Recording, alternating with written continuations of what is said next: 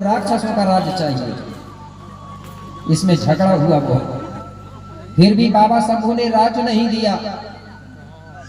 बहुत बड़ा झगड़ा हुआ। राजा शंभू का एक पुत्र था, आप लोग जानते होंगे, गुरु गोरखनाथ और जालंधर। जालंधर को जानते हैं ना, गुरु गोरखनाथ को भी जानते हैं और मानते हैं। जालंधर से भी झगड़ा हुआ, जालंधर ने फिर भी नहीं दिया। लेकिन जालंधर की जो पत्नी पतिव्रता है वृंदा, उसको छल कपट करके जालंधर को मार के और गोंडवाना का राज छीना जाता है। लेकिन ये डायरेक्ट नाम नहीं दिया गया कि गोंडवाना का राज, राक्षसों का राज्य बताया जाता है। तो राक्षस हो आप क्या? राक्षस का मतलब होता है रक्षा करने वाले लोग। इस प्रकार से यहाँ मेरे भाई अलग अलग लैंड बने। तो ये जो है दक्षिण का भाग, ये गोंडवाना लैंड है। तो यहाँ रहने वाले हम लोग गोंडवाना के लोग हैं, इसलिए हमको गोंडवाना वाले कहते हैं। और गोंडवाना लैंड के रहने वालों की पहचान है पीला गमछा, सफेद धोती, सफेद कुर्ता। तो ये अलग अलग रहते थे, धीरे धीरे इनका विस्तार होते गया। उस समय मेरे भाई जब अलग अलग हुए, उस समय यहाँ कपड़े का आविष्कार नहीं हुआ था, बोली भाषा नहीं थी, हमारे बीच में रिश्ता नाता नहीं था। हम जंगलों में, पहाड़ों में, खोए खानदानों में रहते थे। किससे विवाह करना है, किससे क्या करना है, ये कुछ नहीं जानते थे। जैसे जानवरों का रिश्ता चलता है, उसी प्रकार हमारा भी रिश्ता चलता था। तन ढकने के लिए हम जानवरों की छाल से अपना तन ढकते थे।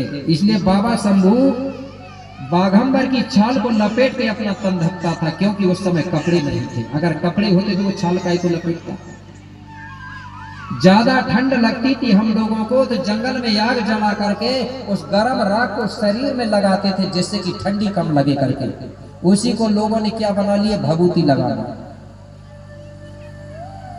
ठंडी लगने के कारण राख लपेटा जाता था। आज भी अगर ज्यादा ठंडी लगती है, राख अगर लपेटते हैं तो ठंड नहीं लगती है, क्योंकि शरीर में जो छेद होते हैं बारीक, वो बंद हो जाती, ठंड कम लगती। तो इस प्रकार से सब लोग इधर उधर रहने लगे। धीरे धीरे समय बीतते जा रहा है, कोई खंडारों में हमारे लोग रह रहे हैं। अब आगे क्या हुआ कि कुछ दिनों के बाद में फिर हमारे बीच में जो व्यवस्था है वो बनी। क्या बनी? हमारे बीच में व्यवस्था बनी कि ये नाना है, कि ये नानी है, कि ये मामा है, कि ये मामी है, काका का, ये व्यवस्था बाद में बनी। जिस व्यवस्था पर चाहे वो कोई भी समाज हो, आज भी सब लोग चलते हैं उस व्यवस्था पर, चलते हैं ना। सब नाना नानी का रिश्ता है, मामा मामी, काका काकी, सब रिश्ता है। तो मैं एक बार जानना चाहता हूं कि हम भारत के मूलवासी लोग हैं, मूलवंशी लोग हैं, हमारा जो रिश्ता बनाने वाला कि नाना लगेगा, इससे विवाह करना, ये काका लगेगा, काकी, चाचा, चाची लगेगा, ये व्यवस्था बनाने वाला गुरु कौन है? जरा हाथ उठाना, कौन जानता है?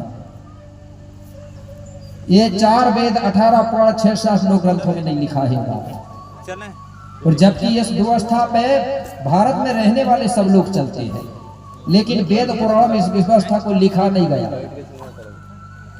और ये व्यवस्था जिस दिन खत्म हो जाएगी तो जानवर और हम में कोई अंतर नहीं रहेगा, नहीं रहेगा। इसी को मैं बता रहा था ना, इसी को कहते थे ना डॉक्टर भीमराव अंबेडकर। मैंने बोला था ना, भारत के लोग जिस व्यवस्था पर चलते हैं उसका इतिहास नहीं जानते, और जिसकी व्यवस्था पर नहीं चलते उसका इतिहास खूब जानते हैं। जानते हैं ना, वेद पुराण जान रहे हो आप लोग, सब जान रहे हैं। लेकिन उनकी जो चीजें हैं, उनके जो देवता है, उनके भगवानों को गोंड लोग कहीं भी नहीं मानते। आज अथफर में भली मानते होंगे ओटू फोटू लेके, लेकिन घर में ढूंढ लो, कहीं भी वेद पुराणों के भगवानों का स्थान नहीं है गोंडों के घर में। है क्या किसी के घर? बताओ। नहीं है, नहीं है ना, नहीं है। तो हमको जिस चीज को हम मानते हैं उसका इतिहास हमको जानना बहुत जरूरी है। इस व्यवस्था को कौन से गुरु ने बनाया? जिसकी व्यवस्था पर पूरे लोग चल रहे हैं, गोंडों की तो छोड़ो, सभी लोग चलते हैं। तो ये व्यवस्था बनाने वाला जो गुरु है, जिसने गोंडी धर्म की स्थापना की, मतलब संस्थापक है, उसी को तो हम लिंगो बाबा कहते हैं। क्या कहते हैं? लिंगो। उसका नाम लंबा है, पहांदी पारी कुपार लिंगो। अब पूरा नाम नहीं लेते तो कोई कुपार कह देता, कोई लिंगो कह देता, कोई पहांदी कह देता। पहांदी पारी कुपार लिंगो, यही जो गुरु है सबसे पहले धरती पे सामाजिक व्यवस्था बनाने वाला। सबसे पहले ये व्यवस्था बनी, उसी की शाखा है बौद्ध धर्म। बौद्ध धर्म जानते हैं ना, बुद्धिस्ट लोग हैं। बौद्ध धर्म और गोंडी धर्म एक दूसरे की शाखा है,